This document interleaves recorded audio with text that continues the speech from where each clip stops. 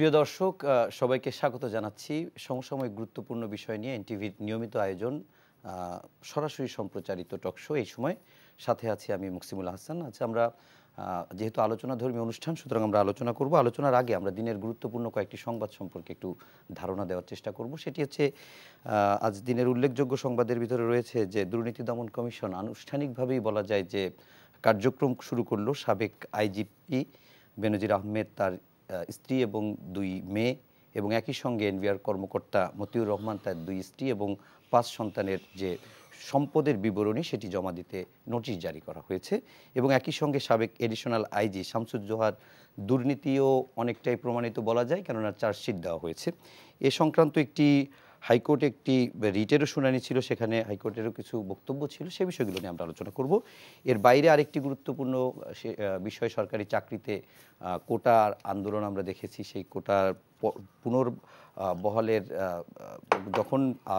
কোটা যখন বাতিল করে দেওয়া হলো এবং পরবর্তীতে হাইকোর্টের একটি অবৈধ এটি ঘোষণা করা হয়, এবং আবার যেহেতু কোটা থাকছে, সেই কোটার বিপক্ষে অর্থাৎ কোটা সংস্কারের দাবিতে যারা আন্দোলন করছিল তারা আবারও মাঠে, আজকে আমরা দিনভর দেখেছি ঢাকা বিশ্ববিদ্যালয়ে তারা আন্দোলন করেছে। শিক্ষকদের কর্মবিরতি এবং সার্বজনীন পেনশন ব্যবস্থার প্রত্যয় স্কিম বাতিলের দাবিতে দ্বিতীয় দিনের মতো আজকে তারা কর্মবিরতি পালন করেছে। এটি একটি দিনের গুরুত্বপূর্ণ খবর। এর বাইরে আরও গুরুত্বপূর্ণ খবরের ভিতরে রয়েছে যে দেশের বন্যা পরিস্থিতির আরও অবনতি হয়েছে।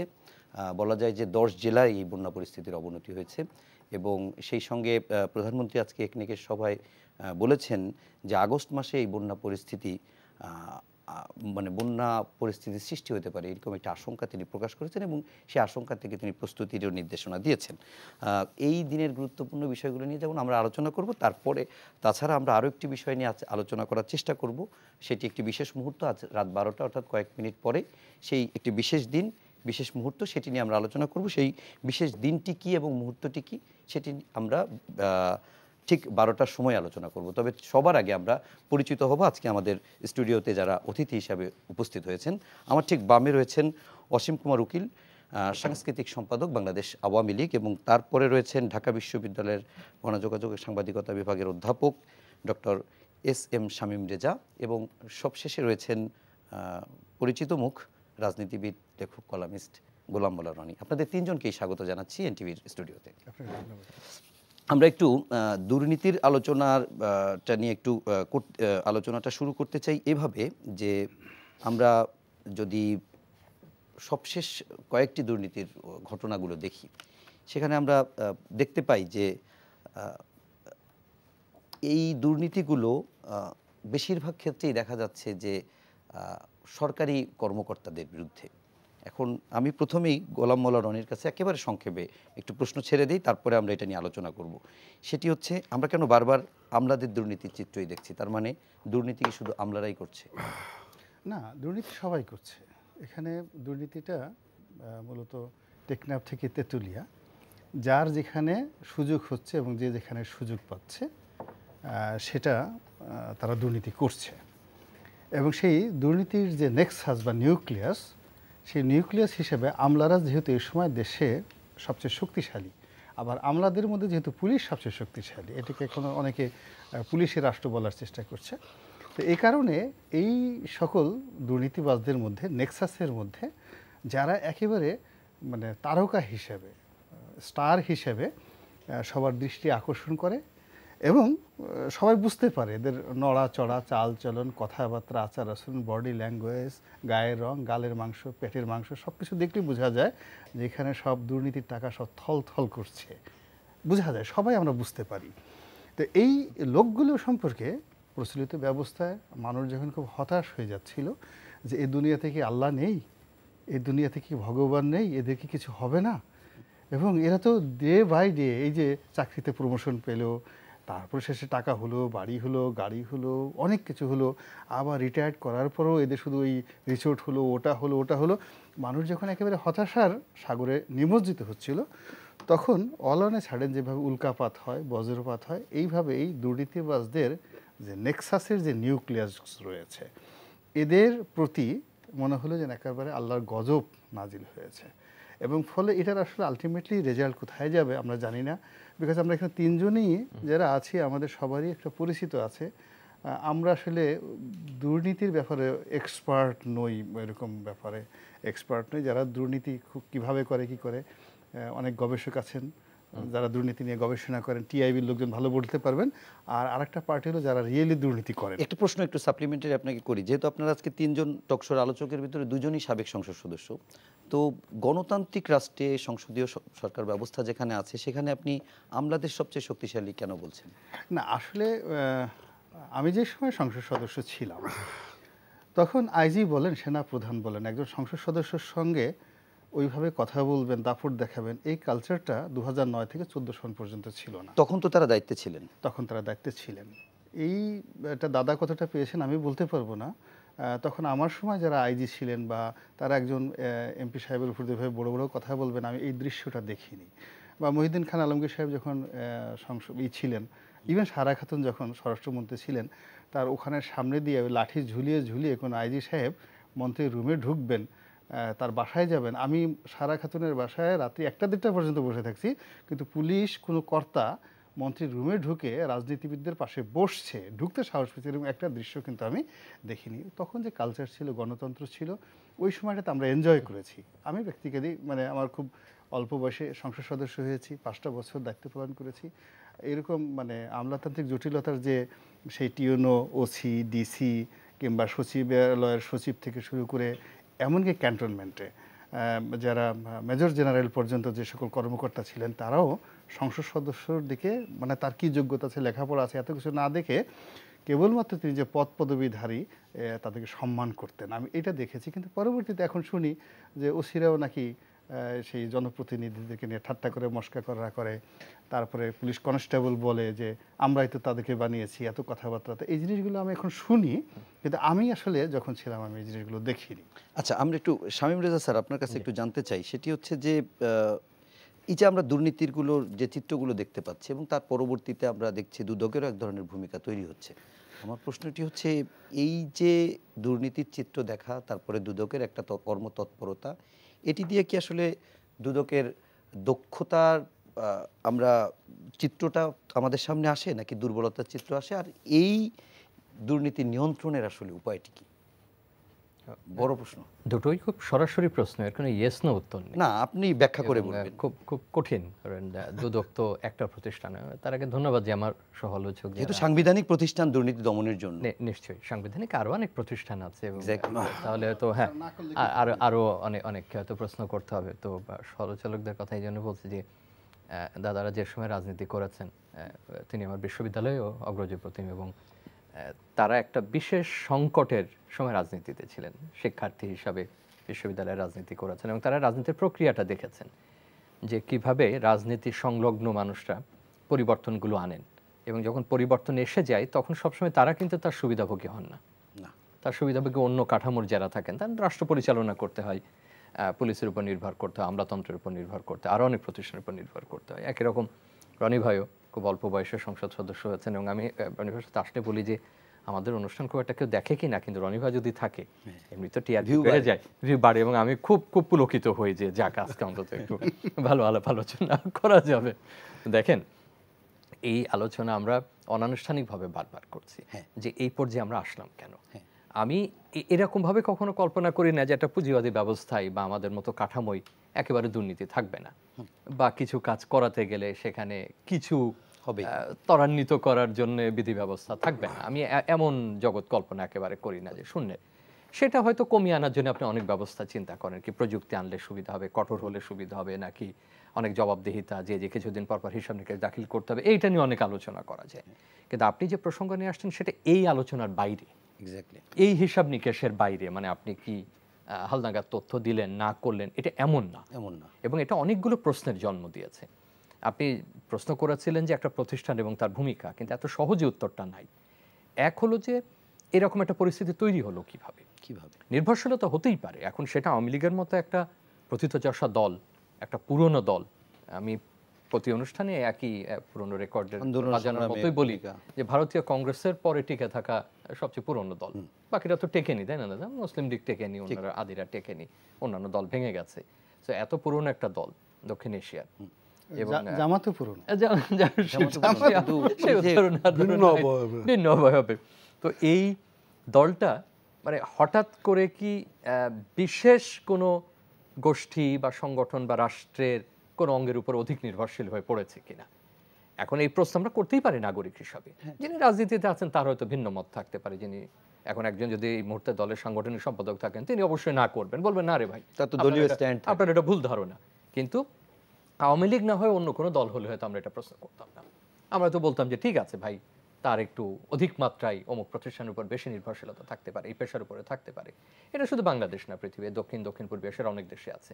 কিন্তু আওয়ামী লীগের মতো দল, আমি এই জন্য দাদার একটু ঠিকজি দিয়েই শুরু করছিলাম যে তার মতো তো এরকম হাজার হাজার মানুষ আছেন, বিভিন্ন মাপের বিভিন্ন স্তরে তারা আছেন, তারা জানেন না যে এই নির্ভরশীলতার অর্থ কি। তারা তো দেখেছেন যে তারা যখন আন্দোলন করেছেন 60-এর দশকে, তখন এই অধিক মাত্রায় নির্ভরশীলতা কোন পর্যায়ে নিয়ে গেছে পাকিস্তান রাষ্ট্রকে। এই আমলাতন্ত্র বনাম তাদের এক ধরনের তখনকার সামরিক তন্ত্র এবং সবকিছু মিলে জনগণ থেকে বিচ্ছিন্ন হয়ে যাওয়া, রাজনৈতিক বলয়কে সরিয়ে নেওয়া। তারা তো একই সঙ্গে বঙ্গবন্ধু শাসনামলেও দেখেছেন যে একই ব্যক্তিবর্গ একই গোষ্ঠী তার সময় কি ভূমিকা পালন করেছে এবং তার নৃশংস হত্যাকাণ্ডের অব্যবহিত পরে কি ধরনের ভূমিকা পালন করেছে। এমনকি পরেও যারা শাসক আসছেন তারা দেখেননি। এমনকি এরশাদ সাহেবের সময় যদি বলে, আমাদের জনপ্রিয় একটা বক্তব্যই আছে যে উনি নাকি ক্ষমতা থেকে যাওয়ার সময় বলছেন যে তো তোমরা তো বলেছিলে সব ঠিকঠাক আছে, এখন তো দেখি কিছুই ঠিক নাই। এগুলো শোনা কথা, আমাদের বড়রা আরো ভালো বলতে পারবেন।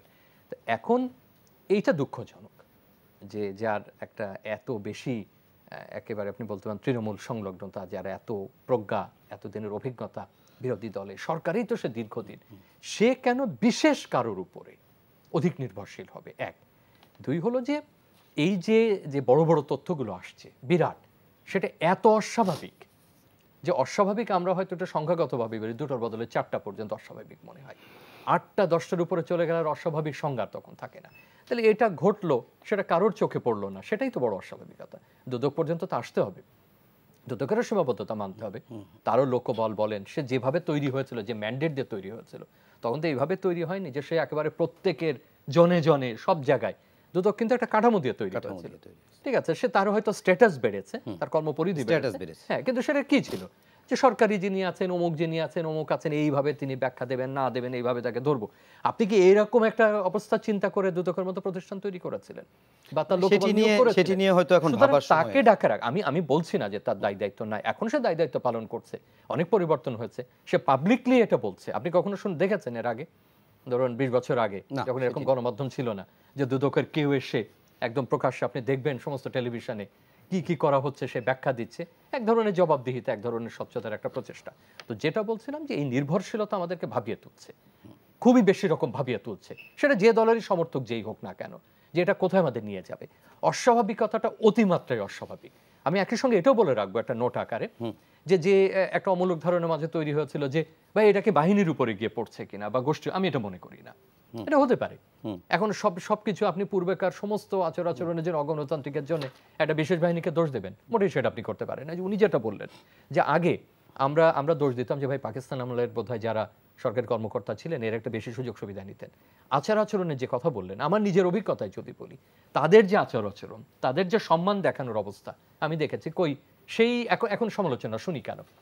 আমি সেনাবাহিনী পরিচালিত প্রতিষ্ঠানে লেখাপড়া করেছি, অসংখ্য সেনা কর্মকর্তার সঙ্গে আমার দেখতে হয়েছে, আমার সিনিয়র জুনিয়র এখনো তারা ঊর্ধ্বতন অবস্থায় বিভিন্ন জায়গায় আছেন। আমি নিজে দেখেছি তারা কি পর্যায়ে সম্মান দেখিয়েছেন একজন মানুষকে, জনপ্রতিনিধিকে, অন্যদের। শুধু নাম বলতে পারছি না, নাম বললে হয়তো ঠিক হবে না। তো এরকম আজকে অবস্থায় এসে আমরা তাদেরকে কেন সমালোচনা করছি? কি মনে হয় মানে আমরা কি এমন পরিবর্তন ঘটালাম যে এরকম জায়গায় এই ঘটনাগুলো দুর্নীতিকে সহজীকরণ করে, একটা জায়গা তৈরি করে যে আমি তো ধরাছোঁয়ার বাইরে, আমার উপর এমন কারো নির্ভরশীলতা আছে যে আমি যা কিছু তাই সেটা করতে পারি। সবাই করেন না, অবশ্যই করেন না, কিন্তু যারা করেন সেটা একেবারে চোখে না পড়া, না বলা, সেটা অস্বাভাবিক। একদম শেষে এটা বলবো যে দুদকের নিঃসন্দেহে তার আরও ভূমিকা পালন করতে পারলে ভালো হতো, যেটুকু করছে সেটাও ভালো। শেষে একেবারে আমি মনে করি যে আশাবাদ দিয়ে আমি এই অংশ শেষ করবো যে তারপরেও যে এই বিষয়গুলো কর্তৃপক্ষ নিয়েছেন, সরকার এটাকে আমলে নিয়েছেন, এবং ঠিক আছে প্রথম দিকে বিভিন্ন বিবৃতি আসে, রাজনৈতিক বিবৃতি আসে, অন্য কিছু আসে, কিন্তু শেষ পর্যন্ত যেটা নিয়েছেন, ব্যবস্থা নিচ্ছেন। এবং আমি মনে করি অনেক সময় আমরা ভয় পাই যে ভাই সিরিজ অফ আসতে থাকবে, এটা কি একটা ওই ম্যাচ হিস্টেরিয়ার মতো শুরু হলো না কেন? যদি এটা আসতেও থাকে, যদি এটা তো আর জোর করে বলা যাবে না, তাতে আমি মনে করি ভীত হওয়ার কোনো কিছু নেই, সেটা সামনে আসা উচিত। এটা যেন গণমাধ্যমকে দোষ দেওয়া উচিত হবে না, কারোর মুখোমুখিও বোধ করার প্রয়োজন হবে না। এটা এমন না যে গায়ে পড়ে কেউ কারো মুখোমুখি হচ্ছে, আগ বাড়িয়েও কারোর কোনো কিছু করার প্রয়োজন নেই, বরং এটা এখনই নির্মূল করা প্রয়োজন। এবং এটা নিয়ে এই গ্লানিতে ভোগার কারণে ভাই এটা আমার উপর, আমার বাহিনীর উপরে পড়ছে, কেন না মোটেই তা পড়ে না। একজনের জন্য পুরো সব সংসদ সদস্য কালিমা লিপ্ত হন না, একজনের জন্য পুলিশের সবাই কালিমা লিপ্ত হন না। সরকারি একটা বিরাট কাঠামো, সেটা ছাড়া রাষ্ট্র চলে না, তাই না? নীতি নির্ধারণী করা যায় না, সেগুলো বাস্তবায়ন করা যায় না, সবাই এটা কালিমা যুক্ত হন না। কিন্তু যারা হয়েছেন, আমি বলছি না যে তাদের উপরে তারা ভুলভাবে কোনো কিছু শিকার হবেন বা এই ফ্লোতে এসে একেবারে মনে হলো আর সোশ্যাল মিডিয়াতে কিছু দিলাম একেবারে ক্রস চেক না করে, সেটা আমরা প্রত্যাশা করি না। কিন্তু এর একটা অপনোদন হওয়া প্রয়োজন এবং এই নির্ভরশীলতার একটা শিফট হওয়া দরকার। আচ্ছা, এই নির্ভরশীলতা নিয়েই স্যার যে প্রশ্নটি তুললেন আপনার কাছে, সেটি নিয়েই যদি যাই যে একটি বিশেষ বিভাগের প্রতি বা বিশেষ ক্ষেত্রের প্রতি সরকার কেন এত মানে এত বেশি নির্ভরশীল, এই প্রশ্নটি করেছেন স্যার। পাশাপাশি এটিও বলছে যে অস্বাভাবিক শুধু না, এটি অতিমাত্রায় অস্বাভাবিক। এবং সেই সঙ্গে আরেকটি বিষয় আমি জানতে চাই, যেহেতু আপনি সেই ছাত্র রাজনীতি থেকে গণতন্ত্র আন্দোলন সংগ্রাম সব জায়গায় ভূমিকাও ছিল আমরা দেখেছি, তো গণতান্ত্রিক রাষ্ট্রে আমলাদের এই দুর্নীতির দায় কে নেবে? আপনাকে ধন্যবাদ। দুজন বিজ্ঞ সহ আলোচক অধ্যাপক শামীম রাজা এবং গোলাম মোল্লা রনি, স্বাগত। যারা টেলিভিশন সেটের সামনে বসে অনুষ্ঠান দেখছেন তাদেরকে শুভেচ্ছা। ঠিক মানে 24 ঘন্টা আগে ঢাকা বিশ্ববিদ্যালয়ের জন্মদিনের কর্মসূচি পালিত হয়েছে।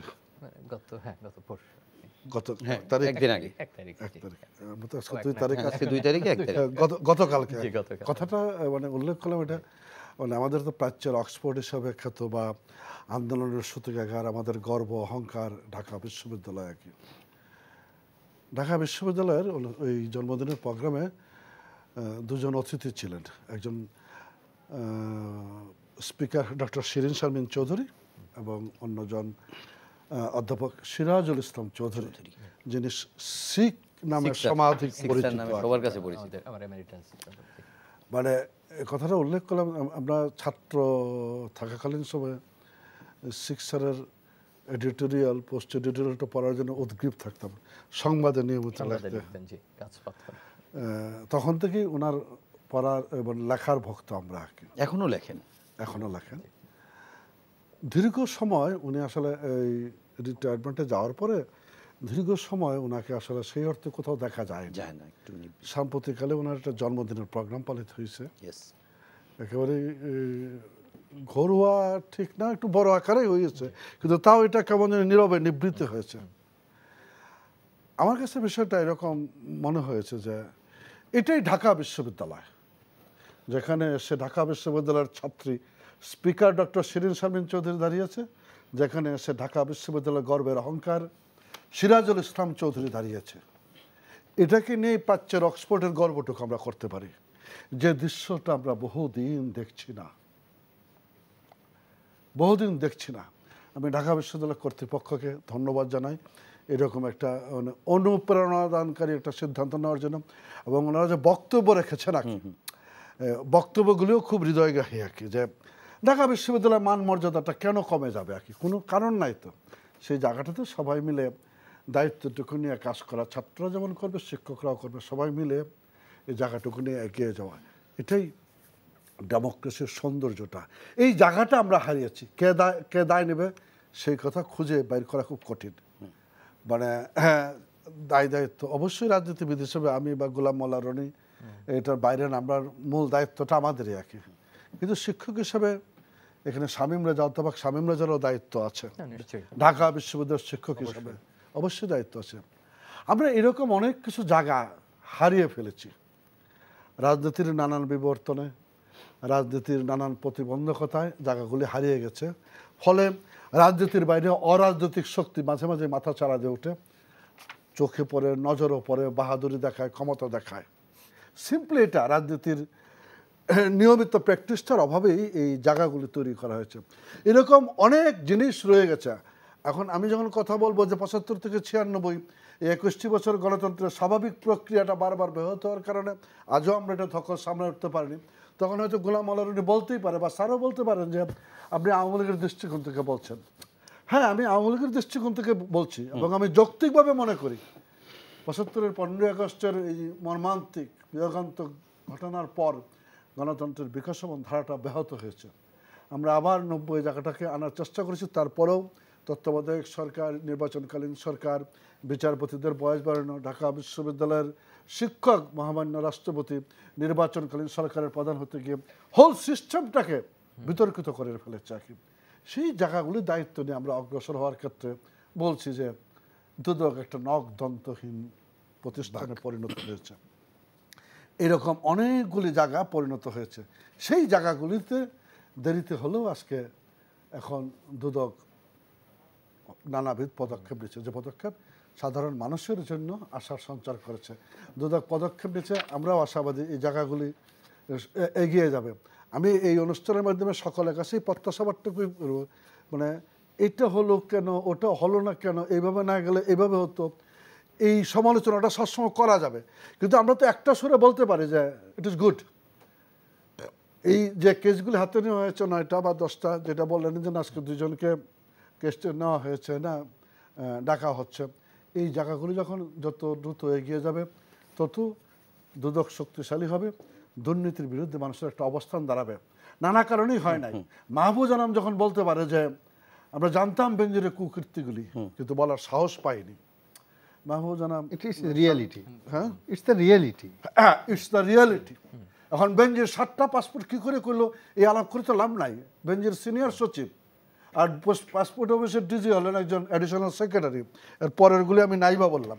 উত্তর আমাদের পক্ষে তো কঠিন, কিন্তু এই রিয়েলিটির উপর দাঁড়িয়ে আমরা এগিয়ে যাওয়ার চেষ্টা করছি। আমি এই পর্যায়ে একটা জিনিস বলি আর কি, যে আমরা কাজ করতে গিয়ে দেখেছি, এমপি হিসেবে কাজ করেছে, দায়িত্ব পালন করেছি, আমাদের একটা পিআইও পদ আছে, প্রজেক্ট ইমপ্লিমেন্টেশন অফিসার, উপজেলা লেভেলে। এই একটা পিআইও চাইলে একটা এমপিকে ডুবিয়ে দিতে পারে, আবার ভাসাতেও পারে আর কি।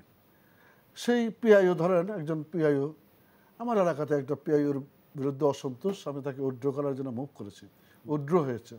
তার পরবর্তী 6 মাস একটা পিআইও পাচ্ছি না। আমি মাননীয় মন্ত্রী মহোদয় দৌড়দৌড়ি করেছি, সচিব মহোদয় পর্যন্ত গিয়েছি, যেহেতু সুযোগ আছে দিচ্ছি করে 6 মাস সময় লাগলো। কেন? ধরেন বাংলাদেশে 460টা উপজেলা আছে, 460টা পিআইও দরকার, 460টা পিআইও নাই, আছে হলো 360টা। ফলে পিআইও এখান থেকে এখানে যাওয়া, একজন পিআইওকে 2টা-3টা থানার মধ্যে দায়িত্ব পালন করতে দেয়, দিয়ে এই ঝামেলাগুলি হয়। আমার অভিজ্ঞতা বলে যে এই জায়গাটাতে হাত দিতেও অনেকে চিন্তা করে যে এটা হবে না, কিন্তু প্রথমেই আসলে ত্রাণ দুর্যোগ মন্ত্রণালয়ের দায়িত্ব নেওয়া দরকার, যে যতগুলি পিআইও দরকার ততগুলি পিআইওর রিক্রুটমেন্ট, একটা সাব রেজিস্ট্রার অফিস, একটা অ্যাসিল্যান্ড অফিস, একটা অ্যাসিল্যান্ড অফিস বিসিএস অফিসারের এন্ট্রি পয়েন্টের ফার্স্ট পোস্টিং। এই অ্যাসিল্যান্ডটা বৈশাখ কিচ্ছু করার ক্ষমতা নাই, তার আশেপাশে যারা আছে আর কি। মানে সিস্টেমটাই করাপ্টেড হয়ে গেছে। হ্যাঁ, সেই মানে এটা এভাবেই ছিল, কিন্তু একটা বিসিএস অফিসার অ্যাসিল্যান্ড কেন যায় ফার্স্ট পোস্টিং দিকে এন্ট্রি পয়েন্টে? ল্যান্ড ল না জানলে প্রশাসনিক কর্মকাণ্ড করা কঠিন, সেই জন্য এখানে দেয়। কিন্তু ওইখানে যারা নায়েব আছে আর কি, তারা আরও ল জানে। হ্যাঁ, ওরা সাংঘাতিকভাবে ল জানে, এরা যেভাবে ঘেরাও দিয়ে রাখে আর কি। এখানে অ্যাসিল্যান্ড yes no thank you very good, আর বাইরে বলার বা করার কোনো ক্ষমতা থাকে না। এই জায়গাটাতে যে আমরা কাজ করব সেই সুযোগটুকু আমরা পাই না, কারণ আমরা দায়িত্ব নেওয়ার পর কখনো আমরা এই যে ইমিউনিটি অধ্যাদেশ সরানোর জন্য কাজ করতে হয়েছে, তারপরে যুদ্ধাপরাধীর বিচারের জন্য কাজ করতে হয়েছে, তারপরে তত্ত্বাবধায়ক সরকার নিয়ে আন্দোলন করতে হয়েছে।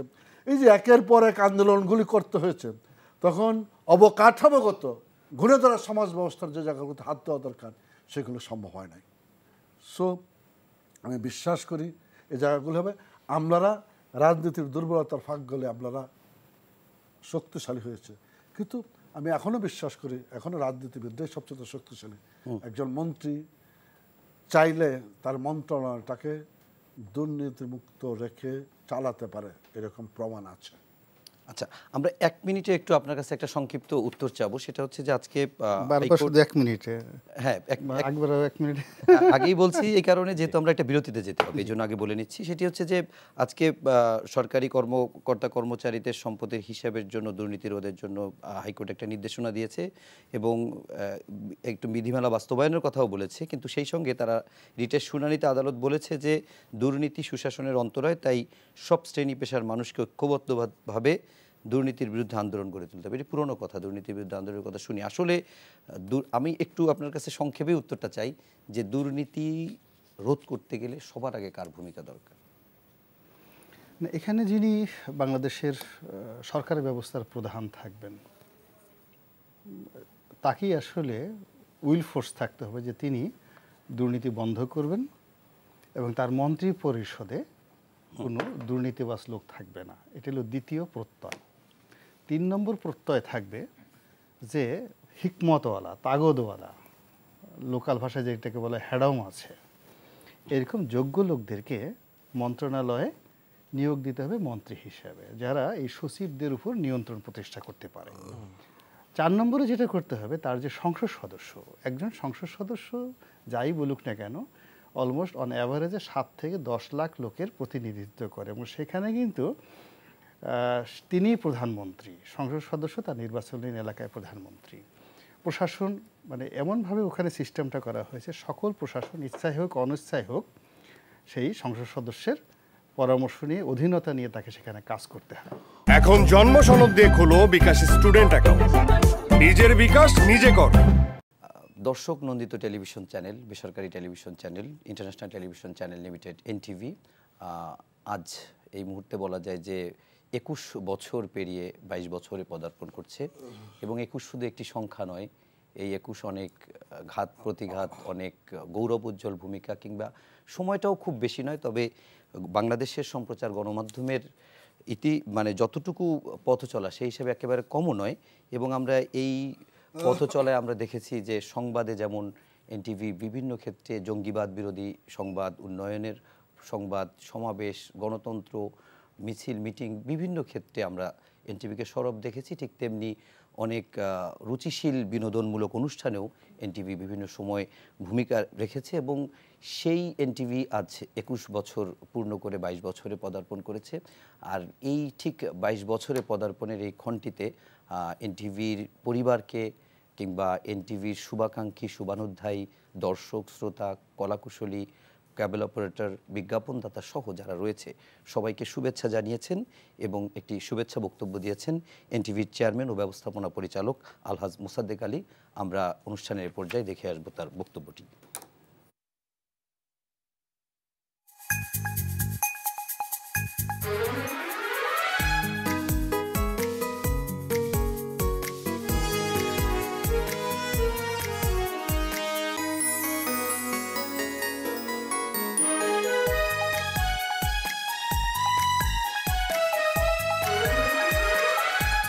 বিসমিল্লাহির রহমানির রহিম। আজ 3রা জুলাই, আপনাদের আমাদের সকলের প্রিয় এনটিভির জন্মদিন।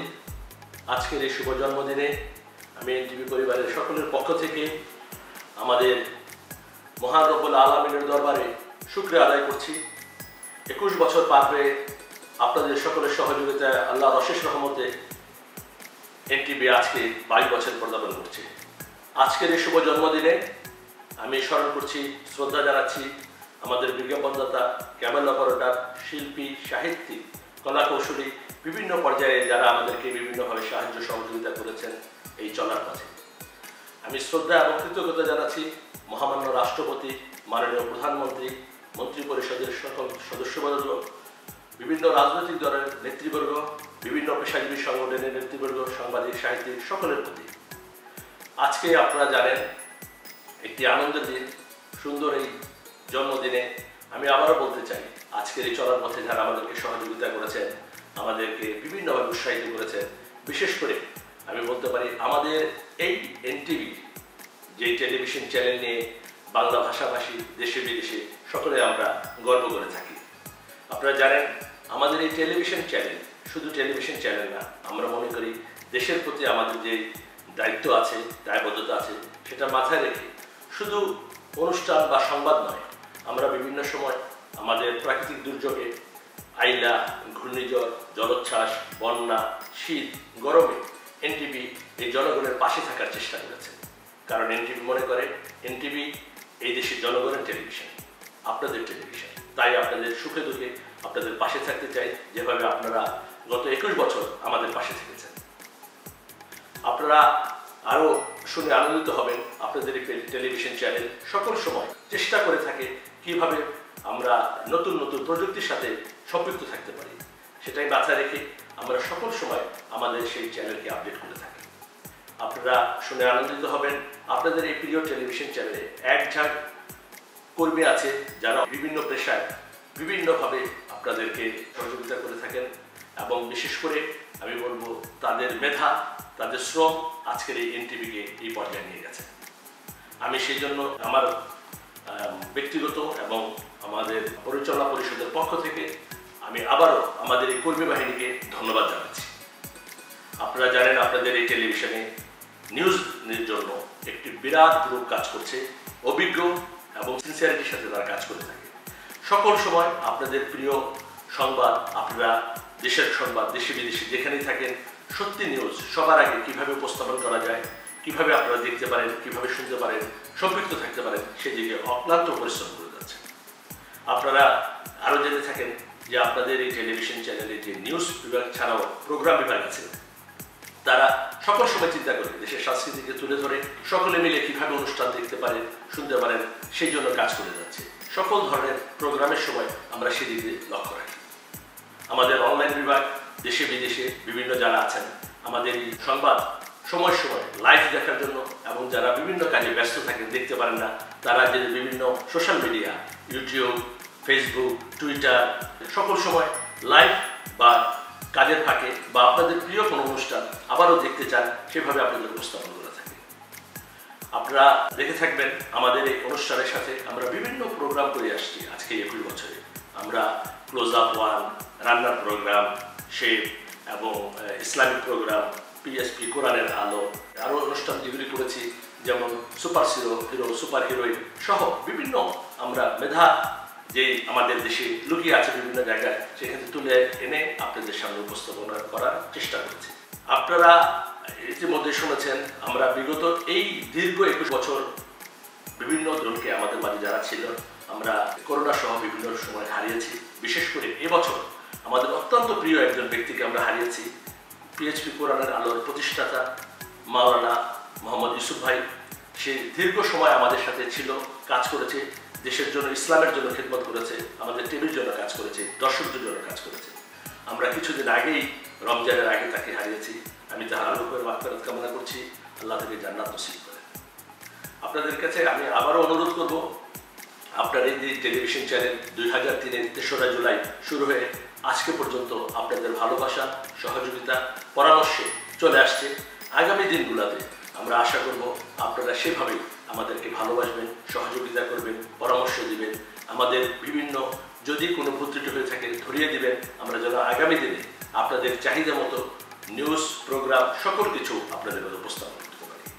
আমাদের নিউজ প্রোগ্রাম অনলাইন ছাড়াও বিভিন্ন বিভাগ কাজ করে, যারা সাপোর্টিং টিম হিসাবে কাজ করে থাকে। আপনারা জেনে খুশি হবেন দিন রাত 24 ঘন্টা পরিশ্রম করে থাকে শুধু আপনাদেরকে কিভাবে একটি সত্য সুন্দর নিউজ প্রোগ্রাম উপহার দিতে পারে। তাই আপনারা সবাই আমাদের জন্য দোয়া করবেন, আমাদের এই কর্মী বাহিনীর জন্য দোয়া করবেন, আমরা যেন আগামী দিনেও আপনাদেরকে সেভাবেই আনন্দ দিতে পারি, খুশি করতে পারি, আপনাদেরকে নিউজ প্রোগ্রাম দিয়ে আপনাদেরকে সকল সময় দেশ এবং দেশের বাইরে আপডেট রাখতে পারি। সবাইকে আবারও ধন্যবাদ। আসসালামু আলাইকুম ওয়া রাহমাতুল্লাহ।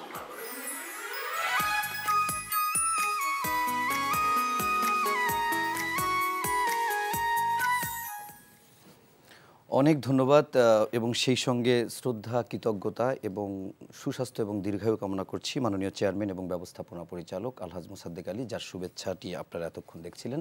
আমরা এখন একটু এনটিভির এই জন্মদিনের শুভক্ষণে আমি একটু অতিথিদের কাছ থেকে গণমাধ্যমের জায়গায় এনটিভির ভূমিকা এবং এনটিভির পথ চলাকে মূল্যায়ন, প্রত্যাশা, চ্যালেঞ্জ সব জায়গা থেকে আপনাদের কাছ থেকে একটু সংক্ষেপে জানতে চাব।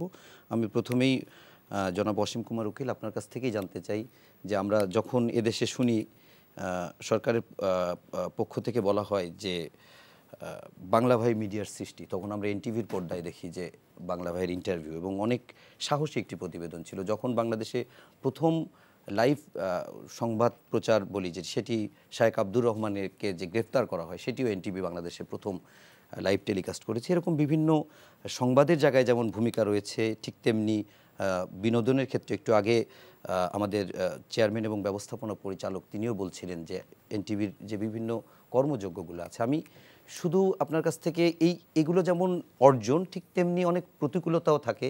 দেশে যখন গণতন্ত্র থাকে তখন গণমাধ্যমের এক রকমের ভূমিকা থাকে, যখন গণতন্ত্র অবাধ থাকে না তখন আর এক রকমের ভূমিকা থাকে।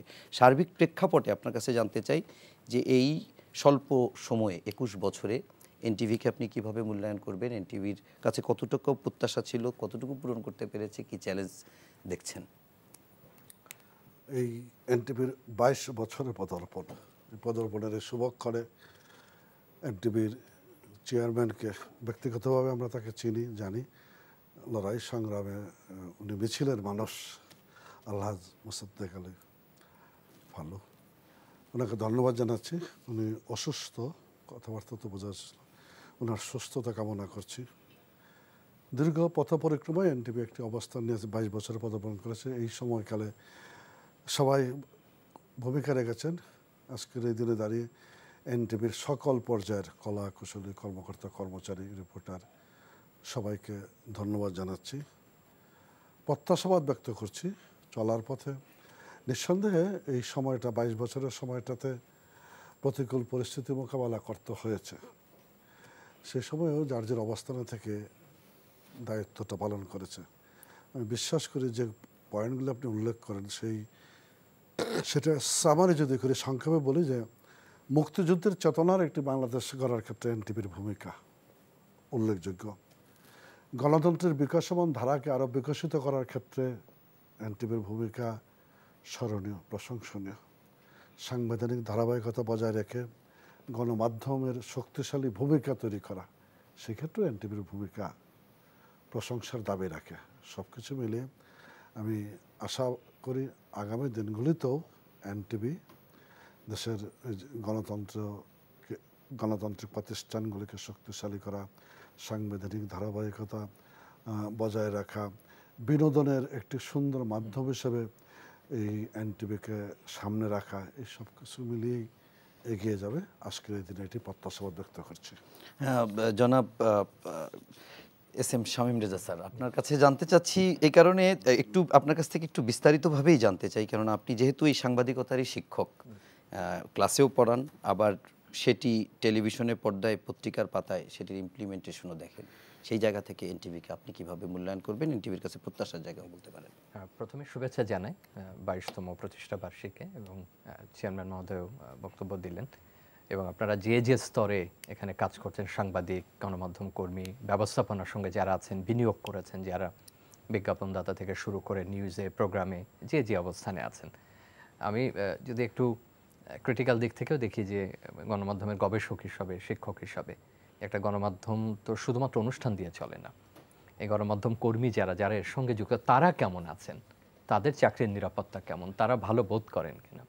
এখন এর তো একটা সামাজিক আলোচনাও আছে, এবং সামাজিক পরিসরে যে আলোচনা আছে যে আমাদের যারা এখানে সাংবাদিক এবং গণমাধ্যম কর্মী আছেন, আমরা সব প্রশ্ন করি যে বেতন পাচ্ছেন কিনা, ঠিকমতো কেমন, পরিবেশ কেমন, এই আলোচনা কিন্তু আমরা সচরাচর করতে চাই না। মানে বড় বড় সুন্দর সুন্দর কথা বলি। আমার অনেক সাবেক শিক্ষার্থী এখানে কাজ করেছেন, আমার বড় বা ছোট অনেকে পরিচিত, সবাই পরিচিত এখানে, এখনও তারা আছেন, এবং অনেকের কাছে শুনি তারা দীর্ঘ সময় এনটিভির সঙ্গে যুক্ত। তাতে আমি ধরে নিই যে নিঃসন্দেহে কর্মপরিবেশ ভালো, অন্যান্য যা থাকলে একজন সাংবাদিকের বিকাশ হয়, একজন গণমাধ্যম কর্মীর বিকাশ হয়, সেই পরিবেশটা এনটিভি নিশ্চিত করতে পেরেছে। এটা ছাড়া তো গণমাধ্যম চলবে না, এর সঙ্গে তো একটা বাণিজ্যও যুক্ত। আর প্রথম দিককার বেসরকারি টেলিভিশন চ্যানেল, এবং প্রথমে যে ধরনের গ্রাফিক্স সে এনেছে, এবং যে ধরনের রং, তার যে বিন্যাস, তার যে ফ্রেমিং, সেটা আমাদেরকে খুব আনন্দ দিত। এবং তার যে সবুজাভ রং, তার সঙ্গে অন্যান্য রঙের যে মিশ্রণ, কারণ আমরা দীর্ঘদিন পর্যন্ত একটা রাষ্ট্রীয় টেলিভিশন দেখে অভ্যস্ত ছিলাম, এবং যখন টেলিভিশনগুলো আসা শুরু করলো, তার প্রথম দিককার খুব নান্দনিক উপস্থাপনের একটা চ্যানেল এনটিভি, এখনও পর্যন্ত তার সবগুলো গ্রাফিক্স, বা আমি কারিগরি ভাষায় বলছি না, খুব সাধারণ ভাষায় সবার জন্য, সেটা সত্যি প্রশংসনীয়। এবং যে অনুষ্ঠানগুলো পরবর্তীতে সে করেছে, নাটক একসময় খুব জনপ্রিয় হয়েছে তার, এবং নাগরিক সমাজের কাছে বা যারা একটু পুরনো দর্শক ছিলেন, একটু অন্য ধরনের নাটক পছন্দ করেন, হয়তো অতটা চটুল বা ধরনের না, তাদের জন্য এনটিভি একসময় খুব জনপ্রিয় জায়গা ছিল। সংবাদে ভারসাম্য রক্ষা করা আমাদের মতো সামাজিক রাজনৈতিক ব্যবস্থায় খুব কঠিন, অনেক চ্যালেঞ্জ আছে। তার মধ্যে এনটিভি আমি মনে করি যে তার সাধ্যমতো চেষ্টা করেছে সেটা করতে। অন্যগুলো তো দাদাও যেটা বললেন, সব কিছু মিলে একটা মিশ্র যে রূপ আমরা টেলিভিশনে চাই, যে সংবাদ থাকবে, বিনোদন থাকবে, অন্য থাকবে, রিয়েলিটি শো থেকে শুরু করুন, সব কিছুতে আমি মনে করি যে সে তার ভূমিকা রাখছে এবং সেটা অব্যাহত থাকবে। একটা বিশেষ অনুরোধ থাকবে যে তরুণ তো একটা বড় জনগোষ্ঠী এখন আমাদের, 18 থেকে 24 এরাই জনগোষ্ঠীর প্রায় অর্ধেক, এবং সবাই হয়তো রনিভার মতো অল্প বয়সে সংসদ সদস্য হবেন না, দাদার মতো ওরকম রাজনীতিতে যাবেন না, সময়টা একেবারে ভিন্ন রকম। তাদের জন্য অনুষ্ঠান করা, আমাদের কিশোরদের নিয়ে অনেক রকম ইস্যুস রয়েছে, অনেক কিছু, তাদেরকে নিয়ে, তাদের জন্যে, তাদেরকে সাথে নিয়ে অনুষ্ঠান করা, নারীদের বিষয়ে অগ্রাধিকার দেওয়া, এবং আমাদের সংস্কৃতি, এবং সবচেয়ে বড় কথা যে আমাদের যে ঐক্য ধরে রাখে, যাতে অনেক কিছুতে আমাদের বিভেদ তৈরি হচ্ছে, সেই বিভেদের মধ্যে আমরা যেন ঐক্যের একটা সুর আনতে পারি। আর দেশের বাইরেও যখন যাই তখন এনটিভি আমাদের আনন্দ দেয়। আমার মনে হয় যে আমি আর বেশি না বলে রনি ভাই ভালো। রনি ভাইয়ের কাছে একটু প্রশ্ন, একই তো কথা, কিন্তু একটু প্রশ্নটা একটু ভিন্ন করে যদি এভাবে জিজ্ঞেস করি যে আপনি তো দুই মেরুর রাজনীতি দেখেছেন কাছ থেকে বা দেখছেন, তো এনটিভি কেউ সরকারে থাকলে কিংবা কেউ বিরোধী দলে থাকলে এনটিভির কি এই চরিত্রের কতটা পরিবর্তন দেখেছেন, বা নিরপেক্ষতার জায়গা বা বস্তুনিষ্ঠতার জায়গা থেকে যদি আপনি সংবাদকে মূল্যায়ন করার পাশাপাশি অনুষ্ঠানকে মূল্যায়ন? কঠিন প্রশ্নটা রনি ভাইকে দেওয়া হলো।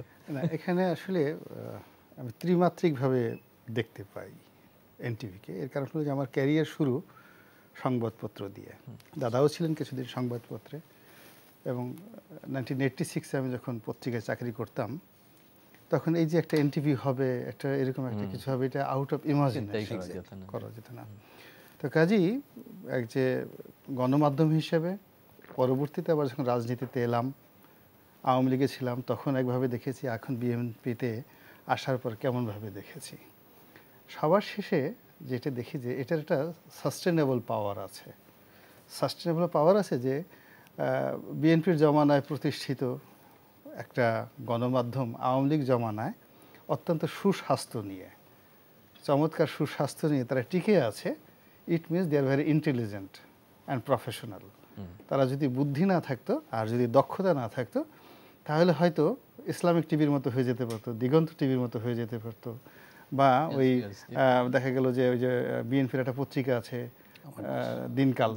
দিনকাল বা সংগ্রামের মতো হয়ে যেতে পারতো। ফলে তাদের দক্ষতা, প্রফেশনালিজম অ্যান্ড ম্যানেজমেন্ট নিয়ে আপনাকে ভালো নম্বর দিতে হবে। এক।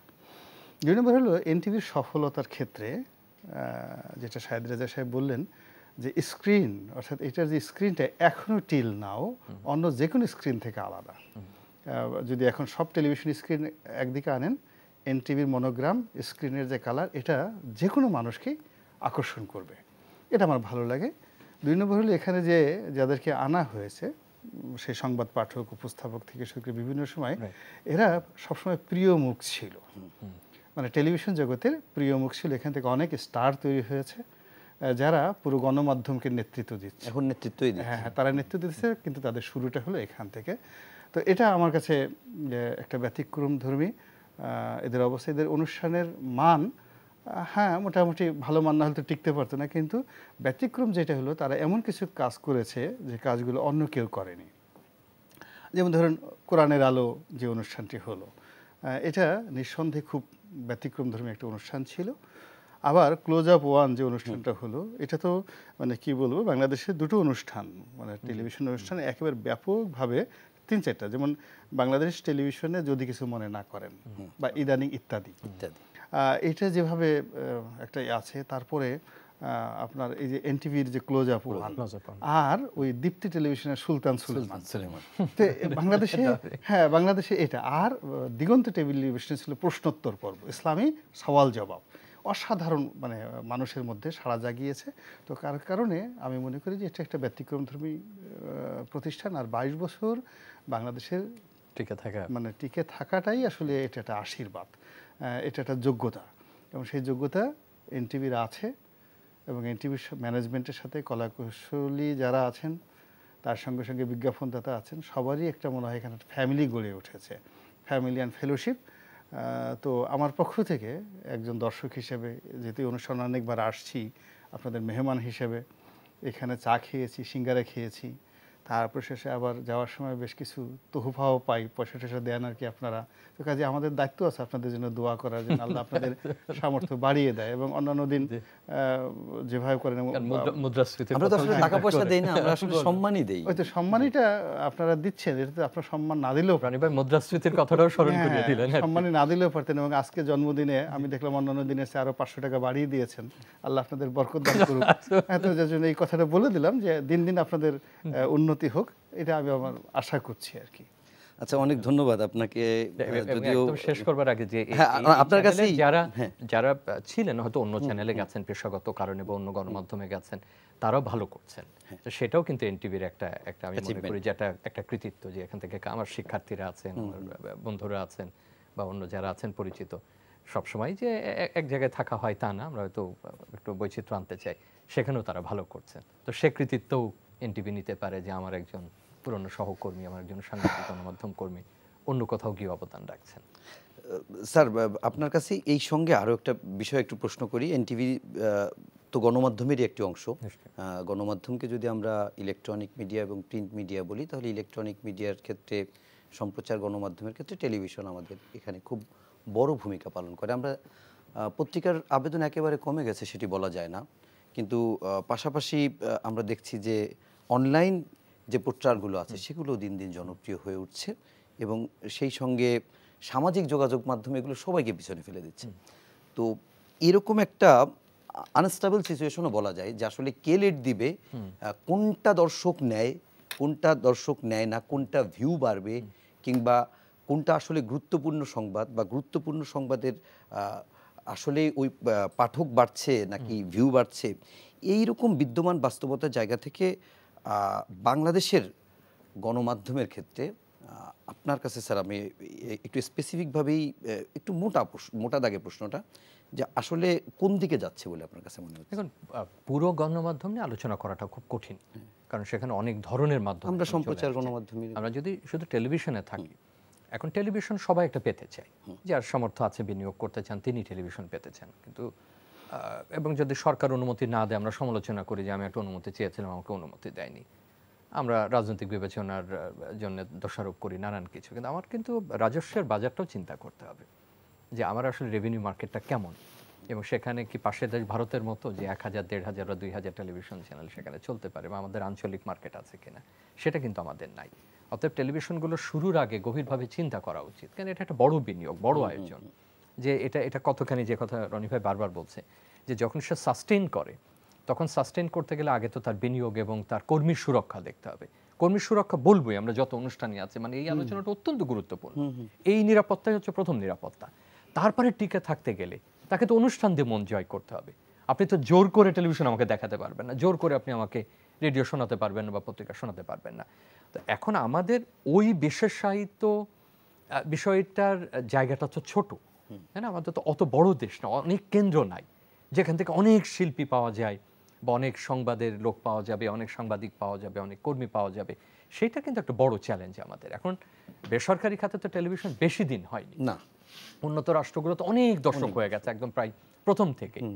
এখন আমাদের এমন একটা পরিস্থিতির মুখোমুখি হতে হচ্ছে যে যখনই আমরা একটু দাঁড়িয়েছি তখনই প্ল্যাটফর্ম চেঞ্জ হয়ে গেছে, মানে আমরা এই পদ্ধতি থেকে আমরা ডিজিটালে চলে গেছি।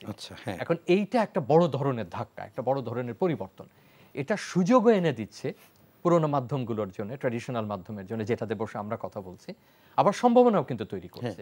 আপনার এই অনুষ্ঠানটাই হয়তো লাইভে যাচ্ছে, যেটা আগে হয়তো ওইভাবে যেতে পারতো না, আবার সে কেবলও দেখছে বা অন্য মাধ্যমে দেখছে, মোবাইলে দেখছে, আপনি পরে ফেসবুকে দেখছেন, অনেকভাবে এটা লাইভ ইউটিউবে হচ্ছে, এটা ইউটিউবে হচ্ছে। এই অনুষ্ঠানটা একটু আগে যেটা একটু আমরা হয়তো কৌতুক করে বলছিলাম রনি ভাই থাকাতে এটার দর্শক সংখ্যা বাড়বে, এইটার আবার ছোট ছোট ক্লিপস অনলাইনে পাওয়া যাবে, অন্য সামাজিক মাধ্যমে পাওয়া যাবে, যেটা আপনার একটা এক্সটেনশন হিসেবে কাজ করছে। কিন্তু আপনি যে প্রশ্ন করেছেন, চ্যালেঞ্জগুলো যেটা হবে যে আমরা আসলে ঠিক নিশ্চিত নই যে আগামী 3, 4 বা 5 বছরের মধ্যে আমরা কোথায় গিয়ে দাঁড়াবো। আপনি জানেন যে জাতিসংঘ তার ডিজিটাল কম্প্যাক্টের ড্রাফট ঘোষণা করেছে, এবং সামিট অফ দ্য ফিউচারে যে 12টা এজেন্ডা জাতিসংঘ মহাসচিব উপস্থাপন করতে যাচ্ছেন সেপ্টেম্বর মাসে, তাতে সারা পৃথিবীর একটা ডিজিটাল পরিকল্পনা নিয়ে, এবং শুধু আর্টিফিশিয়াল ইন্টেলিজেন্স না, এবং যেন সেটাও বড় একটা চ্যালেঞ্জ টেলিভিশনের জন্য, পুরনো মাধ্যমগুলোর জন্য। এখন জন্ম সনদ দিয়ে খোলো বিকাশ স্টুডেন্ট অ্যাকাউন্ট, নিজের বিকাশ নিজে কর। তো সব মিলে আমরা যে প্ল্যাটফর্মে অভ্যস্ত ছিলাম, যেভাবে কথা বলে, অংশ নিয়ে, সাংবাদিকতা করে, অনুষ্ঠান করে, সেইটা থাকবে কিনা সেটা একটা চ্যালেঞ্জ। সংবাদপত্র আপনি বলেন, সংবাদপত্র কমতি নাই, কিন্তু আপনি কিভাবে পড়ছেন সেটা। এইটার সাথে সম্ভাবনা যেটা দেখা দিচ্ছে, আপনি কিন্তু আসলে টেলিভিশনেরই সম্প্রসারণ করছেন।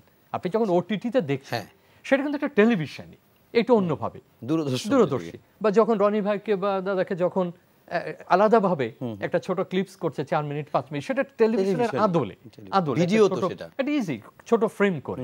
বা আমি যখন অন্য কোথাও সাক্ষাৎকার দিচ্ছি বা অনলাইনে কেউ একটা কিছু করছেন, সেটাও কিন্তু এরই একটা পরবর্তী ধাপ। অতএব আমার যেটা মনে হয় যে আমাদের গণমাধ্যমে যদি আপনি চ্যালেঞ্জ বলেন, আমাদের আইনি ধরনের আমাদের অনেক ইস্যুজ রয়েছে, পরিবেশের বিষয় রয়েছে, আমাদের বিনিয়োগের ইস্যু রয়েছে, আমাদের সক্ষমতা রয়েছে, আমরা রাজস্ব বাজারের কথা বললাম। সবচেয়ে বড় কথা, আমাদের সংস্কৃতিরও তো একটা সংকট আছে।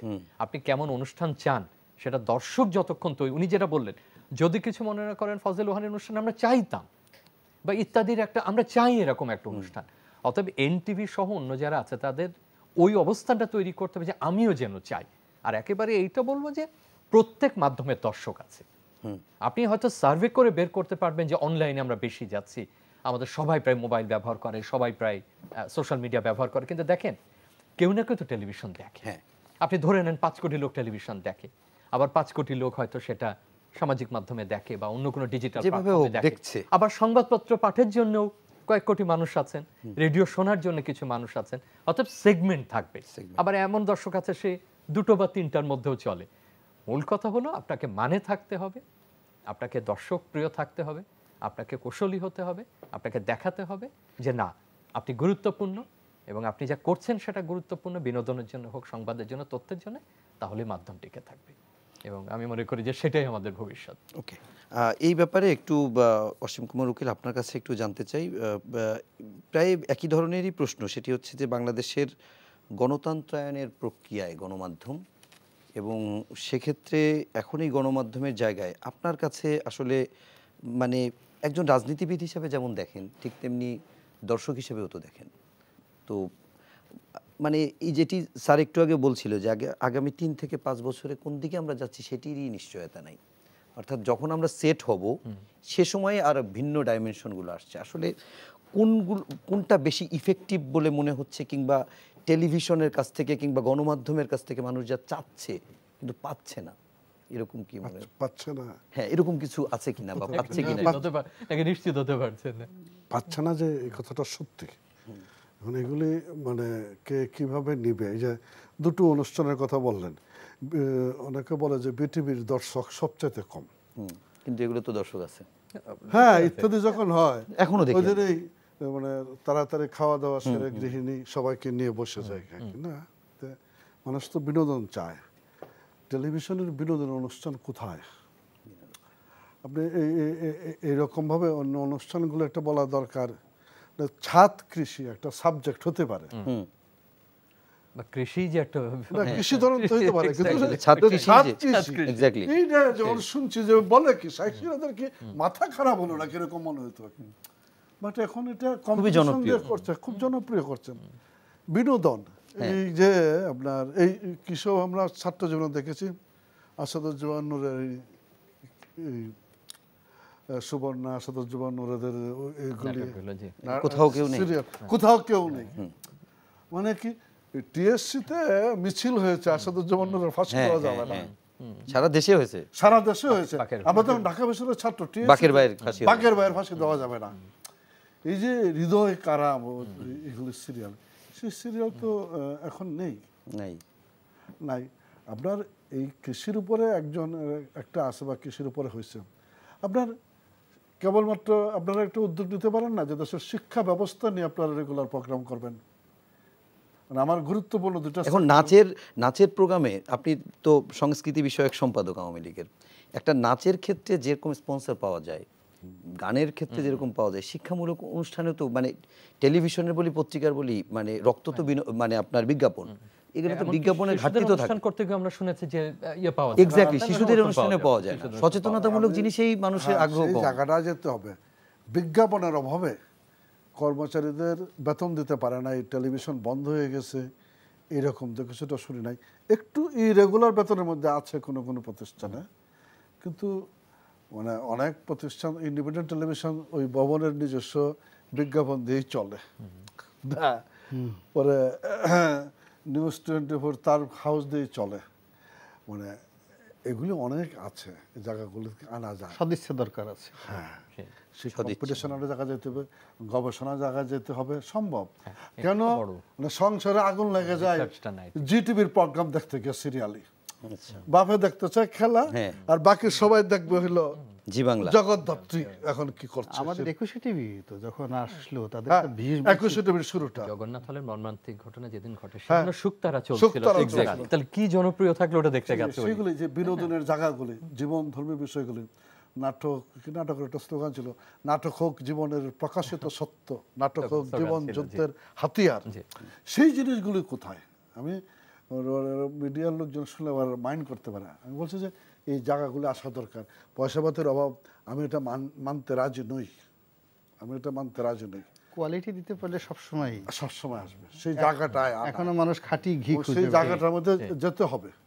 অনেক সেক্টর আছে, আমি বিশেষ করে বলবো স্বাস্থ্য ক্ষেত্র এবং শিক্ষা, স্বাস্থ্য শিক্ষা, এই দুইটা জায়গা অ্যাড্রেস করা দরকার। কেন আমার এই শিক্ষা ব্যবস্থাটা এমন একটা, যে ঢাকা বিশ্ববিদ্যালয়ের কথা বলতেছিলাম, 800 ইউনিভার্সিটির সিরিয়ালে ঢাকা বিশ্ববিদ্যালয় কি অভাব।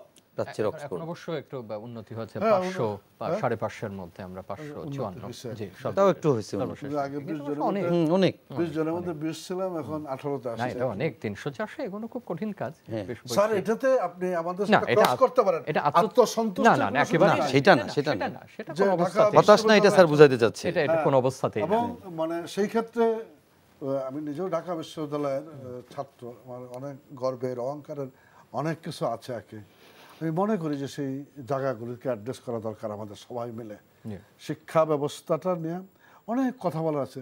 আপনি কেন ইমাজিন, আমরা এমপিগিরি করতে গিয়ে দেখছি যেখানে হাইটে যাওয়া যায় না, সেখানে একটা প্রাইমারি স্কুল হয়েছে, যে প্রাইমারি স্কুল ওয়াশরুমটার মধ্যে ঢুকে দেখি যে হাই কমোড আছে, বাচ্চারা হুইল চেয়ারের উপরে উঠবে, অটিস্টিক বাচ্চাদের জন্য ব্যবস্থা আছে, 4 তলা 5 তলা, গ্রাউন্ড ফ্লোরটা সাজানো হয়েছে ছবি দিয়ে, সব স্কুলে। হ্যাঁ, সেই রকম শিক্ষা প্রতিষ্ঠানের অবকাঠামোগত উন্নয়ন হয়েছে। প্রায় অধিকাংশ স্কুলেই কম্পিউটার ল্যাব আছে, টিচারের অভাব থাকতে পারে কিন্তু ল্যাব আছে। সেই জায়গাগুলি এমন একটি জায়গায় এনে তুলে এনেছে, সেই দেশে শিক্ষার হার, গতি, সেই গতিটাকে সন্তোষজনক কোনো মতে। শিক্ষার মিডিয়ামও তো অনেকগুলো, মান সম্মান তো আছে, এখনো টাকা তুলে টিপ দিয়ে এত সুযোগ সুবিধা দেওয়ার পরে শতভাগ শিক্ষার হারের মধ্যে আমি কেন যেতে পারছি না? মানের প্রশ্নটা তো আসতে পারে, সেই জায়গাটাতে অবশ্যই নজর দিতে হবে। নজর হচ্ছে মানে ভারতের যে শিক্ষা পদ্ধতি, আমরা যে শিক্ষা পদ্ধতিতে পড়ছি, একই পদ্ধতি তারা আছে, সেই পদ্ধতিতে করিয়া নাসা নিয়ন্ত্রণ করতেছে তারা, আমরা কোথায় আছি? কম্পিউটার ওয়ার্ল্ড কন্ট্রোল করছে তারা, আমরা কোথায় আছি?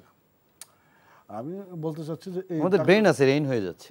না না, যেভাবে বলে নাকি যে পরিকল্পনা, আমরা এই অ্যাড্রেস করা দরকার জায়গাগুলি, আমরা সেই পরিকল্পনায় যেতে পারছি না। যদি এই টেলিভিশনগুলো একটু উদ্যোগী ভূমিকা হয় আর কি, মানে এরকম দেখছি আর কি, আপনার ধরেন ছাত্র আছে, শিক্ষকের অভাব, কিংবা শিক্ষক আছে, ছাত্রের অভাব। প্রাইমারি স্কুলে একটা টিচারের বেতন 25,000 টাকা, সবাইকে কিন্তু নিজ নিজ উপজেলায় পোস্টিং দেয়, কিন্তু বাড়ি থেকে 8 কিলোমিটার দূরে সে কষ্ট করে যায় না। ওই স্কুলের পাশে 9-10 পর একটা ছেলেকে জোগাড় করে, তুই এবার ক্লাসটা করে দিবি তো, মাসে 5,000 টাকা দিয়ে দেবো। ওই ছেলে খুব মজা পাইলো, 25,000 টাকা তুলে 5,000 টাকা দিয়ে দেয়, 20,000 টাকা নিয়ে আসতেছে। এই অ্যাটেন্ডেন্স রেজিস্টার খুঁজে পাওয়া যায় না। টিচারদের জন্য, শিক্ষক স্টুডেন্টদের জন্য ডিজিটাল অ্যাটেন্ডেন্সের ব্যবস্থা হলো, 3 মাস পরে দেখা গেলো যে ডিজিটাল মেশিন হাওয়া। এটাও রিয়েলিটি। মানে এই যে জায়গাগুলি আমার শিক্ষা জাতির মেরুদণ্ড বলতেছে, সেখানে শিক্ষকদের অবস্থা, ছাত্রদের অবস্থা, লেখাপড়ার মান মর্যাদা, যেখানে বডিগুলি আছে, থানা এডুকেশন অফিসার, জেলা এডুকেশন অফিসার, সবগুলো অভিভাবক, সব কিছু বলে আমার উপজেলার, আমি এটা গল্পটা শেষ করি আর কি। আমার উপজেলার একটা স্কুল আছে, শহীদ স্মৃতি স্কুল, এটার প্রতিষ্ঠাতা হলো হুমায়ুন আহমেদ। আমি যখন এমপি হই, আমি যখন ওই স্কুলে গেছি, স্কুলে হেঁটে যেতে পারিনি, ক্ষেতের আইল দিয়ে যেতে হয়েছে, এরকম একটা জায়গায়।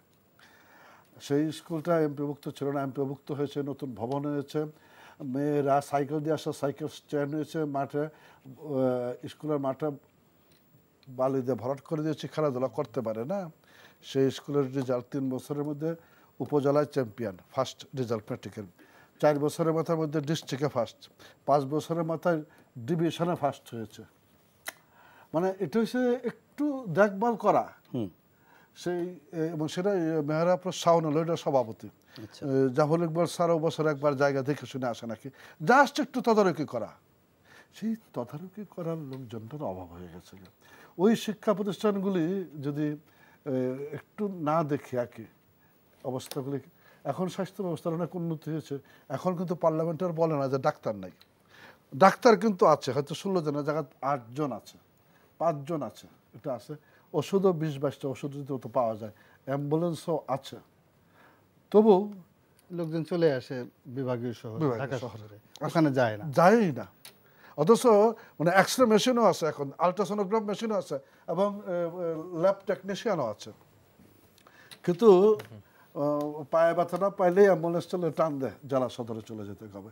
এই যে মানসিকতা আর কি, এই জায়গাগুলিকে উদ্বুদ্ধ করার জন্য আপনার মিডিয়াকে কাজে লাগানোর কথা আমি বলছি। আমি দায়িত্ব নিয়ে বলছি যে সবাই মিলে এটা সম্ভব। গভর্নমেন্ট ডান এ লট, আর নতুন করে কিছু করার নাই, এখন সকলেই যার যার অবস্থান থেকে দায়িত্বটুকু পালন করা। ওকে, মানে একটা যদি যোগ করার অনুরোধ হ্যাঁ, করি, হ্যাঁ, সময় অবশ্যই, থাকে অবশ্যই। যে হ্যাঁ, সময় আছে। অনেক সময় আমি শিক্ষার্থীদের জিজ্ঞেস করি, এখন যারা ডিজিটাল প্রজন্মের, যে টেলিভিশন কি, সে হয়তো কয়েকটা নাম বলে, এটা হয়, মানে যেটুকু সে হয়তো সোশ্যাল মিডিয়াতে দেখে বা যেটুকু সে পায়। কিন্তু এই অনুষ্ঠান যখন আজকে প্রসঙ্গে উঠেছে, বলবে যে টেলিভিশন তো দেখতে হবে। আপনি যদি মাধ্যমকে না দেখেন, আমি বলছি না যে আমাদের এই 3 জনের প্রজন্মের মতো টেলিভিশনকে জড়িয়ে ধরলাম যে একটা টেলিভিশন আসছে আমার বাড়িতে, মানে ও একটা সংসারের অংশ এবং ঘরের একটা অংশ, সেই আবেগ নাই এখন, সেই আবেগ থাকাও সম্ভব না। কিন্তু আপনাকে বুঝতে হবে যে মাধ্যমটা নিয়ে কথা বলবার আগে, সমালোচনা করবার আগে মাধ্যমটা তো দেখতে হবে, সে কি করে, বিকাল থেকে সন্ধ্যা পর্যন্ত কি করে।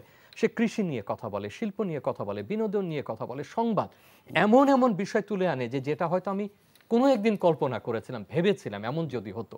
আমরা কিন্তু দেখি না, মাধ্যম না দেখে আমরা অনেক সময় সমালোচনা করি। আর 2 জন 80 দশকের আছেন, এটা না বললে খুব অন্যায় হবে, 3 জোটের যে রূপরেখা ছিল, সেখানে কিন্তু টেলিভিশন সম্পর্কে যে আউটলাইন দেওয়া হয়েছিল, যে সেটা হয়তো হয়নি, সরকারগুলো বাস্তবায়ন করতে পারেনি। রাষ্ট্রায়ত্ত টেলিভিশনের আমরা যদি অটোনমি শব্দটাই বলি, স্বায়ত্তশাসন, সেটা হয়ে ওঠেনি। একই সঙ্গে সম্মিলিত সংগ্রাম পরিষদ যেটা তাদের ছিল, তারাও কিন্তু ওই ড্রাফটটা একটা করেছিল, যে একটা টেলিভিশনের রূপরেখা তারা দিয়েছিল, কি হবে, কেমন টেলিভিশন চাই, এবং প্রত্যাশা কিন্তু এটাই ছিল, মানুষের কথা বলবে, আনন্দের কথা বলবে, উন্নয়নের কথা বলবে, সাধারণ মানুষের কথা বলবে, মানে যে কথাটা উনি বললেন বা আমরা সবাই বললাম, যে কথাটা সেখানে গুরুত্বপূর্ণ ছিল যে এডিটোরিয়াল ইন্ডিপেন্ডেন্স, আপনার সম্পাদকীয় স্বাধীনতা আছে কিনা। আজকে আমরা এনটিভিতে কথা বলছি, যেখানেই বলি, দুটো জিনিসের উপরে মাধ্যমগুলোর ভবিষ্যৎ টিকে থাকবে। সেটা হলো যে রাজনীতি এই মাধ্যমকে কিভাবে দেখে, রাজনৈতিক সিদ্ধান্তটা খুব গুরুত্বপূর্ণ। সে কতখানি সম্পাদকীয় স্বাধীনতা আপনাকে পালন করতে দেবে, সেটা বিনোদনের ক্ষেত্রে হোক আর সংবাদে, আমরা অনেকক্ষণ, সেটা আমি মনে করি খুব জরুরি। এবং দর্শক আপনাকে কিভাবে নেবে, আপনি দর্শকের সঙ্গে কি করে সম্পর্ক। স্যার, আপনার কাছে আবারও আসবো, আমি একটু গোলাম মাওলা রনি আপনার কাছে যেতে চাই। রনি ভাই, সেটি হচ্ছে আপনার কাছে ছোট ছোট 2টা প্রশ্ন। সেটা হচ্ছে মানে গুজব কেন কমছে না, আরেকটি প্রশ্ন হচ্ছে যে মূলধারার গণমাধ্যমের থেকে মানুষ কেন এই সামাজিক যোগাযোগ মাধ্যমে যে কিছু এটারই সাপ্লিমেন্টারি কোশ্চেন হিসেবে নিতে পারেন, যেগুলো ঘুরে বেড়ায়, সেগুলোর উপরে বিশ্বাসটা বেশি করে কেন? মানে যেখানে সত্যের অপলাপ হয়, সেখানে কিন্তু গুজবটা বাসা বাঁধে। মানুষের মধ্যে ইংরেজিতে একটা শব্দ আছে, ইলিউশন। মানে সে বাস্তবে যে জিনিসটা করতে পারে না, অথচ সে আশা করে। একটা গরিব মানুষ, সে পোলাও কুরমা খেতে চায়, কিন্তু সে পারে না, তখন সে স্বপ্ন দেখে একটা জিন আসবে, একটা পরী আসবে আকাশ থেকে, তার জন্য পোলাও কুরমা রস নিয়ে আসবে। তো ওটাই হলো একটা কল্পনার জগৎ।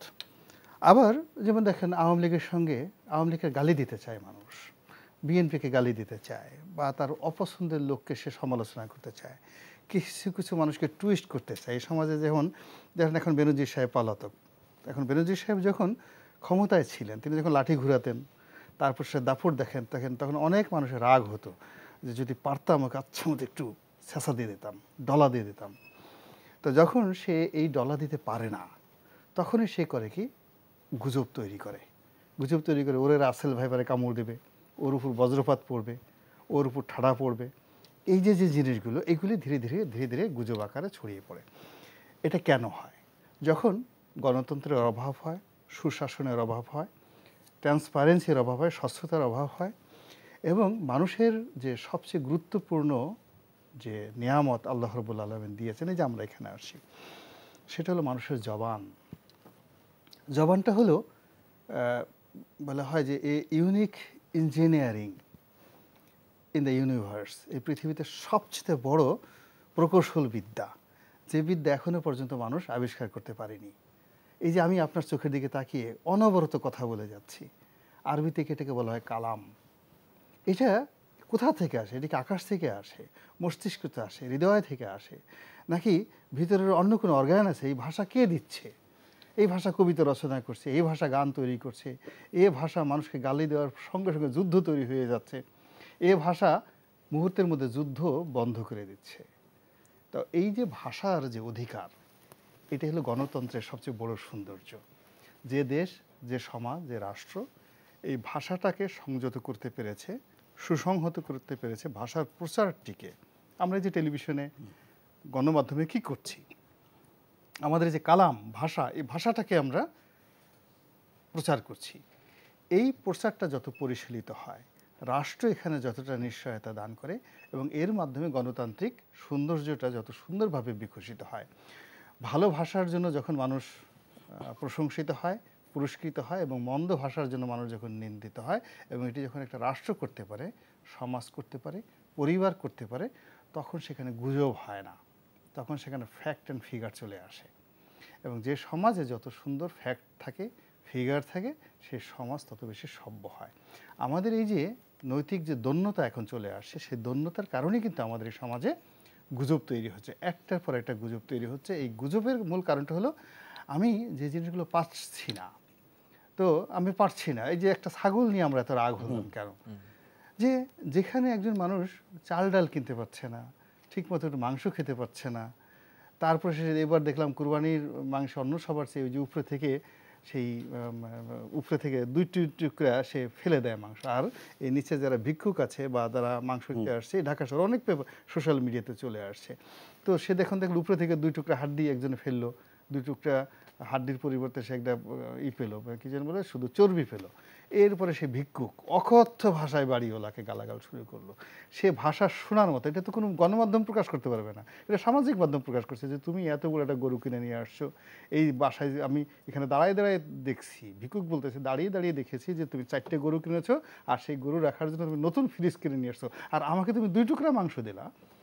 সে গালাগালি করছে। আর মানুষ করতেছে কি, ওই যে কোনো নাটক সিনেমার চাইতে ওই ভিক্ষুকের যে গালাগালিটা, সেটা সে এনজয় করছে। এবং এই যে ফ্রাস্ট্রেশন, মানুষের যে হতাশা, এই হতাশাটা গিয়ে ওই ছাগলের উপর গিয়ে পড়ছে, যে আমি যেখানে 2 টুকরা মাংস পাই না, আর তুমি 15 লক্ষ টাকাতে একটা ছাগল কিনবা, 1 কোটি টাকাতে তুমি গরু কিনবা, উচ্চ বংশীয় গরু। আপনি দেখেন সাদেক একবার জীবনটা হারাম হয়ে গেছে। এই লোকটার চেহারা এই কুরবানির আগে কত সুন্দর ছিল। আপনি দেখেন সে মানে সেই আমেরিকান কাউবয় ক্যাপ মাথায় দিয়ে অসাধারণ সুন্দর, আমাকে দেখে মনে হতো যে হি যে রোল মডেল, মানে সাদেক এগ্রো ইমরান সাহেব। এখন গিয়ে দেখেন একের পুরো ডায়াবেটিস, এক ছাগল সব শেষ করে দিচ্ছে, মানে তাকে খুঁজেই পাওয়া যাচ্ছে না। মানে এই লোক এখন ওই ছাগলকে কি মারবে না ফায়ার, তাকে যদি অপশন দেওয়া হতো সে ছাগলকে পাড়িয়ে মারে ফেলতো, যে একটা ছাগল তার সব কিছু করে দিচ্ছে। কেন এই জিনিসগুলো হচ্ছে? মূলত ফ্রাস্ট্রেশন থেকে। ওকে, আমরা একেবারে শেষ পর্যায়ে আসছি। আমি একটু অসীম কুমার উকিল আপনার কাছ থেকে এক বাক্যে একটু সংক্ষেপেই জানতে চাচ্ছি যে আওয়ামী লীগ সরকারের সময় বেসরকারি টেলিভিশন চ্যানেল আসছে, আওয়ামী লীগ সরকারের হাত দিয়ে সবচেয়ে বেশি চ্যানেল আসছে, ইনফ্যাক্ট এখনও প্রায় 30টার মতো চ্যানেল আছে, এবং এর বেশিরভাগই বর্তমান সরকারের লাইসেন্স দেওয়া। তারপরেও কেন এখানে গণতন্ত্রের অভাবের কথা রনি ভাই বলছেন, কিংবা নৈতিকতার দৈন্যতা, কিংবা হতাশার জায়গা থেকে, বা গণমাধ্যমে অনেক কিছু, মানে ওনার কথাকে যদি সাম আপ করি এরকম যে অনেক কিছু হয়তো গণমাধ্যমের দেখানো সম্ভব না বা হচ্ছে না, যে কারণে হয়তো মানুষ ওইদিকে করছে, কিংবা গুজবের দিকে আকৃষ্ট হচ্ছে। এরকম অভিযোগগুলো কেন আসে? গণতন্ত্রের সংজ্ঞা দেশে দেশে ভিন্ন হয়।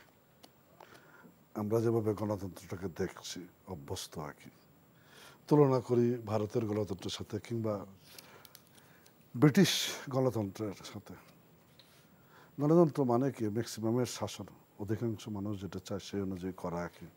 সেটা আবার সিঙ্গাপুরে গিয়ে অন্যভাবে আসতেছে। সিঙ্গাপুরেও খুব ভালো একটা দেশ, পানি বিক্রি করে দাঁড়ায় গেছে, ওই জায়গাতে দাঁড়িয়ে গেছে। এটা এক একজন এক একভাবে দেখে। ওই যে আমরা তো শিখেছি সামরিক গণতন্ত্র, কার্ফু গণতন্ত্র, ধর্মীয় গণতন্ত্র, অনেক কিছু আছে। আমরা মনে করি দেশের গণতন্ত্রের ধারাটা বিকাশমান। হ্যাঁ, নিঃসন্দেহে আরও এটাকে বিকশিত করতে হবে, এই ব্যাপারে কোনো দ্বিমত নাই। আমরা চলছে, শেষ করতে হবে। হ্যাঁ, চলমান হ্যাঁ, চলমান প্রক্রিয়া। আর ব্যক্তিগতভাবে একটু ওই কি জানি গোলাম মাওলার অনেকে একটু আক্রমণ করি আর কি, হতাশা থাকতেই পারে যে জন্য আওয়ামী লীগ ছেড়ে অন্য জায়গায় গিয়েছে, হয়তো একটা আশা নিয়ে প্রত্যাশা নিয়ে আওয়ামী লীগটা ছেড়ে দিয়েছে, ওইটা আবার মিলাইতে পারতেছে না, হইতে পারে। এটি এমনিতে মানে এক জায়গায় থাকলে তোর এই কথাটা বলার সুযোগ ছিল না, সেক্ষেত্রে প্রত্যাশা গণতন্ত্রের বৈচিত্র্যের কারণ হতে পারে। হ্যাঁ, এটা হতে পারে, নিঃসন্দেহে হতে পারে। সেগুলি মিলে আমাদের এই সব দিন রাত্রি। অনেক অনেক ধন্যবাদ অসীম কুমার উকিল, শামীম রেজা স্যার এবং গোলাম মাওলা রনি ভাই, আপনাদের তিনজনকে অনেক ধন্যবাদ জানাচ্ছি। দর্শক, আমরা এতক্ষণ আলোচনা করছিলাম দেশের প্রচলিত বা দিনের গুরুত্বপূর্ণ যে সংবাদগুলো, সেই সঙ্গে আমরা এটিও আলোচনা করেছি এনটিভির প্রতিষ্ঠাবার্ষিকীর এই একেবারে প্রথম লগ্নে আমরা আলোচনা করেছি যে এনটিভির কাছে মানুষের প্রত্যাশা কতটুকু, সেটি এনটিভি কতটুকু পূরণ করতে পেরেছে এবং আগামী দিনে এনটিভির সামনে চ্যালেঞ্জ কি আছে সেগুলো নিয়ে যেমন আলোচনা করেছি, ঠিক তেমনি আমরা এদেশের গণতন্ত্র এবং গণমাধ্যমের বিকাশ এবং তার বাস্তবতা এবং কোন পথ ধরে সামনের দিকে এগিয়ে যাচ্ছে সেই আলোচনাগুলো করেছি। এবং আমরাও আলোচকদের মতো আশাবাদী হতে চাই আমাদের গণতন্ত্র যেমন আস্তে আস্তে এই 50 বছরে একটু টেকসই হচ্ছে, সেই গণতন্ত্রের সঙ্গে রাষ্ট্রের চতুর্থ স্তম্ভ হিসেবে গণমাধ্যমও তার আরও বেশি দায়িত্বশীল ভূমিকা পালন করবে, আরও বেশি সমাজের দর্পণ হিসেবে কাজ করবে, জনগণ এবং সরকারের মধ্যে সেতু বন্ধন করবে এবং এক কথায় বলতে গেলে গণমাধ্যম, এদেশের গণমাধ্যম গণমানুষের কথা বলবে। সেই প্রত্যাশা রেখে আজকের মতো অনুষ্ঠান শেষ করছি। দর্শক, ভালো থাকবেন, সুস্থ থাকবেন। শুভরাত্রি। এনটিভির জন্মদিনে সবাইকে আরেকবার শুভেচ্ছা।